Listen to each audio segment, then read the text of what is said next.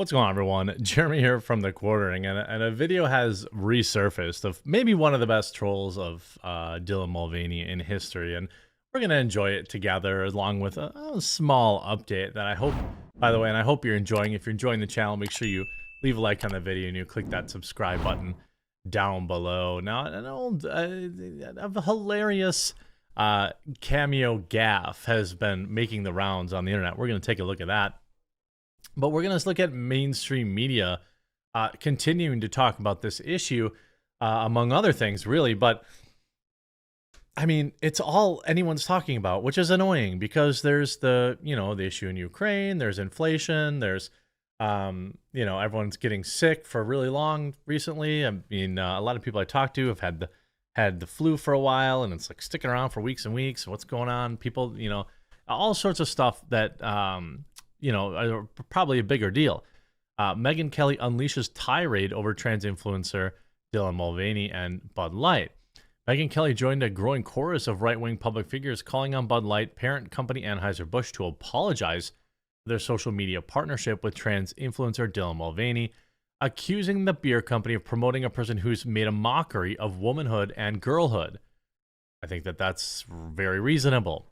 Speaking with Michael Knowles of the Daily Wire, the show's episode of our podcast, The Megyn Kelly Show, reasoned that partnering with Mulvaney was a misstep for Bud Light and Anheuser-Busch because promoting a trans woman celebrated by far lefties all across the country, the company put themselves, in their own words, in the middle of a discussion that divides people. This person who's on their beer can has made a mockery of womanhood and girlhood for literally the past year and has been celebrated by far lefties all across the country, Kelly said. But to see what's supposed to be a mainstream beer company do it was a bridge too far. That's why they're having the reaction they are. Elsewhere in the segment, Kelly intentionally misgendered Mulvaney and ridiculed the company's embrace of wokeness, while Knowles added that by sponsoring Mulvaney, Budweiser insulted women, but by issuing the statement, they've insulted Americans.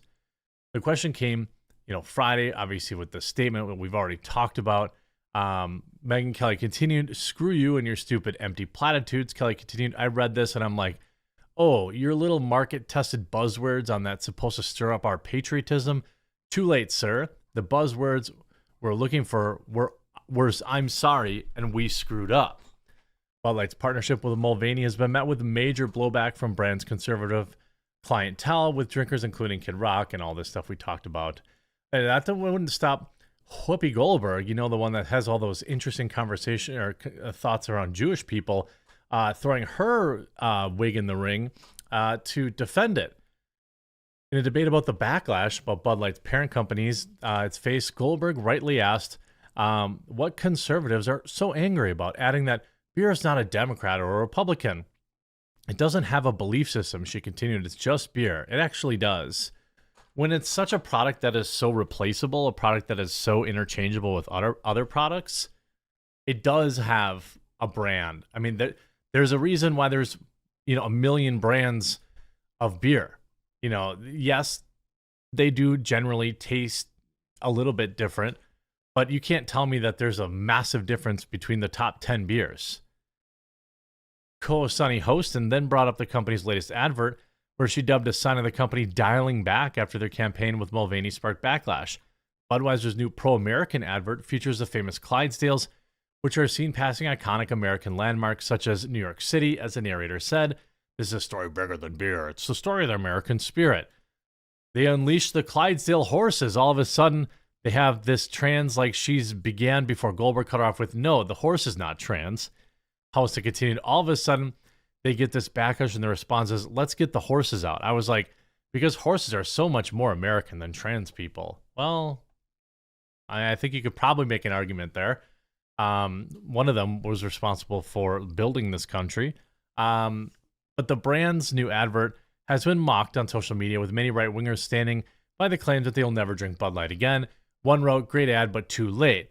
Well, and then you think really when you go with your, if you're Budweiser, at some point you're good, like, all right, well, we lost these people, right? Like, they still haven't tweeted. They tweeted this out on Monday the 14th after 2 weeks away from Twitter, and they still got ruthlessly ratioed. And, and they're paying a fortune they've paid for 64 million impressions to try and woo people back around. And sure, they got 16,000 likes. They also have hid numerous comments on that thread. So, you know, at some point, the horse is done. You know, you got to stop beating a dead Clydesdale. And I suppose they just have to move on. And that's what people have done. You know, people will move on. This will go away. Probably this week will be the end of it. And hopefully they will be forever tarnished. Hopefully enough customers moved away. And then woke societies tweeted this back out. This is pure gold. Alex Stein paid for a cameo from Dylan Mulvaney to cheer him on as a trans swimmer. And Mulvaney didn't realize it before it was too late who Alex was. Let's take a look. I can't catch a break right now. I'm so mad. Some conservative, maybe he's a comic, I don't know, his name's Alex Stein, went onto my Cameo page where I make videos for people and bought a cameo under the cover of a trans woman who wanted a pump-up video because she's a swimmer and she just got bottom surgery. So I made this video thinking that I was pumping up a trans woman, and it was actually purchased as a joke by this person to post on his Instagram. But that, by the way, that happens all the time. That's part of Cameo. I can't imagine charging money for people like this to do stuff like this for viewers, but you know, this is what rich people with huge followings do. Some straight man, and it just makes me sick. I'm like, I'm gonna post it right here because I think it's up. These people. I just want to.